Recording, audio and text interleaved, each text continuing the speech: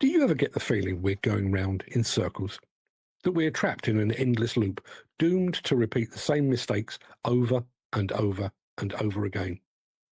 If so, you're not alone. Ours is a sector in which everyone from prospective employees and industry rookies to the managing director and entire companies are trapped in a never ending spiral. A Groundhog Day in which we all do the same things over and over for all eternity. Let's imagine, for example, that you find yourself homeless.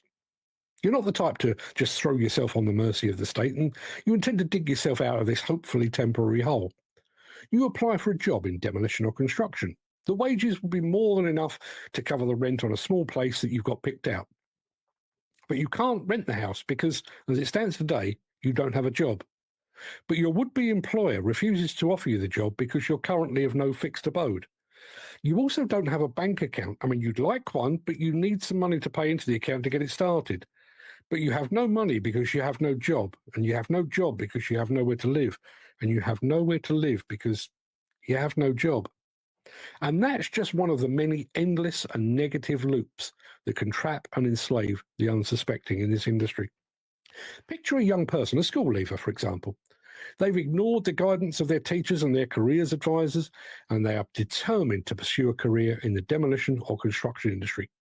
They have all the right academic qualifications. They've demonstrated their aptitude and their determination. They've even been out and bought themselves some shiny new PPE. But there's an issue. They can't get a start on site because they have no experience. And they have no experience because they can't get on site. Now, there was a time when they might have got that experience on the quiet at the weekend or during lunch breaks, but not any longer. Now you're expected to first sit in a classroom. Of course, that classroom will give you no experience whatsoever, but it will put a tick in a box on a form somewhere. That might get you on site. And I emphasize the word might. And this is not limited purely to industry newcomers. Far from it. Consider an excavator operator that aspires to driving a high-reach machine on a demolition project. The client insists that the operator has a dedicated high-reach qualification, but to get that qualification, they need to gain experience. Now, you'd think this would be like a pilot clocking up the required number of flight hours to earn their aviation stripes and acquire their license. But oh no. You see, despite the potential dangers of flying, unqualified pilots are permitted to take to the skies to gain the required level of experience, so long as they're accompanied and monitored by a competent and trained co-pilot. Demolition, however, is rather different. Clients and main contractors insist that a high-reach operator is both qualified and experienced, so long as they don't expect to gain that experience on one of their sites. To put that another way, a main contractor insists that a high-reach operator is qualified. To become qualified, they need experience, but that same main contractor refuses categorically to allow that experience to be gained on one of their sites. And around we go again. Let's stick with the subject of industry training, shall we? For as long as any of us can recall, the UK demolition and construction industry has found itself in the grips of a deep and worsening skill shortage. Those that should be responsible for plugging that gap, the Construction Industry Training Board, the Construction Leadership Council, the training schemes and the car providers, have consistently and continually failed to address the situation. And so along comes Deputy Prime Minister Angela Rayner, desperately keen to fix the issue in order to deliver on her party's ill-advised and highly unlikely promise of 1.5 million new homes in the next 4 or 5 years. So she forms the Construction Skills Mission Board. And who is on that board? Yep, you guessed it, the Construction Industry Training Board, the Construction Leadership Council, the usual suspects. Having failed to fix the industry skill shortage for 3 decades or more, the same people and the same organisations are invited to fix the industry skill shortage.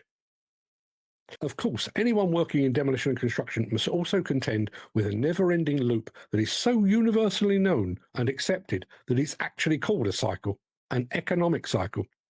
And this is how it plays out. The industry sees an uptick in demand. Workloads increase and margins do likewise. So demolition and construction companies start to spend money a little more freely. There's some new equipment, some new vehicles, often on finance. Maybe there's a few new workers too. Sooner or later, however, that cycle cycles.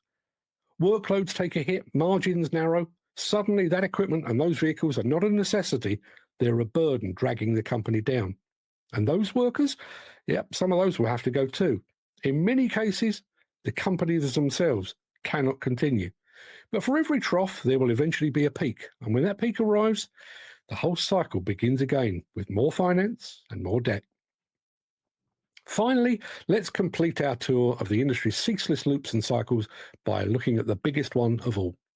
A new Prime Minister and a new political party is elected to govern the nation, often on the promise of increased spending on schools, hospitals, homes, roads, infrastructure. But sometime during their time in office, those promises are forgotten and broken. The electorate becomes disillusioned with the government's failure to deliver the schools, hospitals, and homes that they promised. So when the time comes to vote again, they choose a different political party and a different leader, because that other leader has promised increased spending on schools, hospitals, roads, and houses. And the cycle begins again. So if you find yourself reading the industry news headlines or listening to your colleagues bemoaning the vagaries of the industry, and you're suddenly struck with a feeling of familiarity, that's not deja vu. We really have been here before. And the chances are we'll be here again.